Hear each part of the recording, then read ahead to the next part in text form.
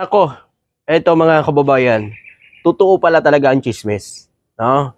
Na sa pilitang kinuha ang dokumento ni Cabral ni Libeste, mga kababayan. 'Di ba? Ngayon, ipit na siya sa sarili niyang kalukuhan. At nakikita na ho ng publiko ang sarili niyang kasinungalingan na puro ngaw-ngaw lang itong pinagagawa ni Libeste. Kasi mga kababayan, marami na ho tayong nakikita na post online na sa pilitan umanong kinuha ni Libiste itong dokumento ni Cabral, no? Bago namatay ito si Cabral. Dahil ayon po yan kay Secretary Vince Dizon, na tumawag po si Cabral kay Secretary Vince Dizon at kinumpirma na talagang pumunta dun si Libiste at sa pilitang kinukuha ang mga dokumento. At ayon pa nga dito mga kababayan, pati ho yung mga computer ng staff doon ni Cabral ay pinakialaman pa ni Libiste. So kayo mga kababayan, ano ang naiisip nyo?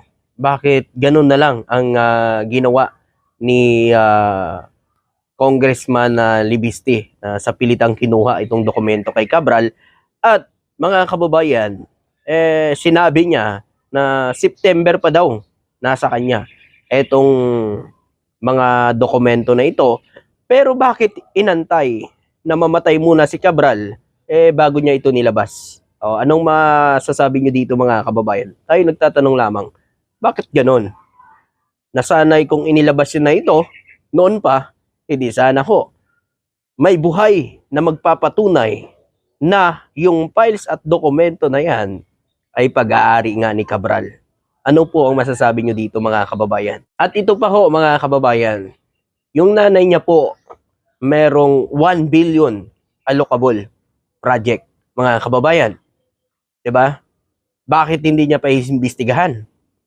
Pero pagdating sa mga kongresista, sa ibang mga sangkot dito sa mga inilabas yung papiles, grabe ang intriga niya. Pero sa nanay niya, mukha atang maliit lang daw. Nanay niya daw yung pinakamaliit. Nako po, lumang estilo na yan, Libeste. Sa inyo mga kababayan, dapat na bang kasuhan ito? Nako po mga kababayan, ganito ba talaga yung mga na-training ni Digong? Ang galing lang gumawa ng intriga at puro kasinungalingan. Nako po mga kababayan, wala na talaga. No? Eto, puro na lang kasinungalingan talaga ang alam talaga ng mga DDS. So, eto ho mga kababayan, tayo ay nagtatanong lang kay Congressman Libiste at ito ay nababalitaan lang natin. Ayon daw umano, itong yaman ni Libiste ay hindi daw umano galing dito sa pagtatayo ng mga solar power plant. Ayon daw umano rito mga kababayan, nagbebenta, no, ng mga kontrata at prangkisa, lupa at permit ng gobyerno, no? At dagdag pa dito, kalaunan ay naibenta sa Meralco Group sa halagang humigit kumulang 34 bilyon mga kababayan. Kaya tingnan nyo naman mga kababayan, 'di ba? Ang yaman pala ni Libeste, no? Kasi meron tayong napanood sa programa sa TV, no, na hindi daw kinukuha yung sahod niya, pati yung sahod ng kanyang mga staff. So mga kababayan, saan siya kumukuha ng pinapasahod niya doon? Tayo nagtatanong lang, ano? At ayon ho dito mga kababayan, nangako po ang Solar Philippines na humigit kumulang 10,000 megawatts na solar capacity. Pero 174 megawatts lamang o 2% ang aktual na ipatupad sa datos ng DOE at Senado. Nako po mga kababayan. Kaya alam nyo sa lahat natin mga kababayan, parang katakataka lang talaga itong pakikialam niya at pagkuha niya ng mga files dito kay Yussi Cabral at itinago, no? September pa September niya pa kinuha.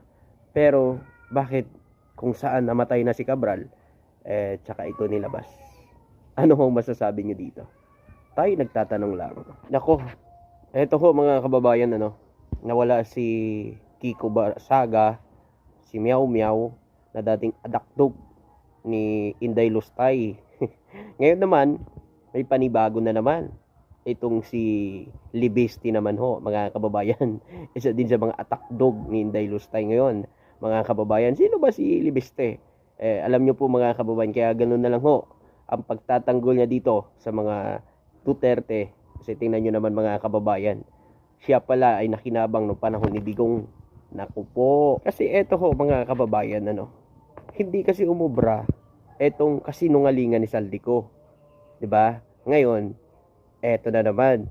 Gumamit na naman sila ng isang atakdog na ito nga si Libeste mga kababayan. Naglabas pa ng mga papilis, patungkol dito sa mga insertion daw. Ang masaklap dito, mga kababayan, si Terry Ridon. Tingnan nyo na lang nung kasinungaling itong si Libeste. Si Terry Ridon, kakaumpisa lang yan. Ngayong 2025, paano sa nagkaroon ng insertion? Mga kababayan, nung 2024, 19 Congress ginawa yung budget para sa 2025. Paano sa nagkaroon ng insertion? Mga kababayan, 'di ba? Yun ang tanong natin. Ano na naman yan? Kasinungalingan na naman yan. Kung Libeste, mahiya ka naman. Ginagamit mo pa ang taong bayan, kasinungalingan mo.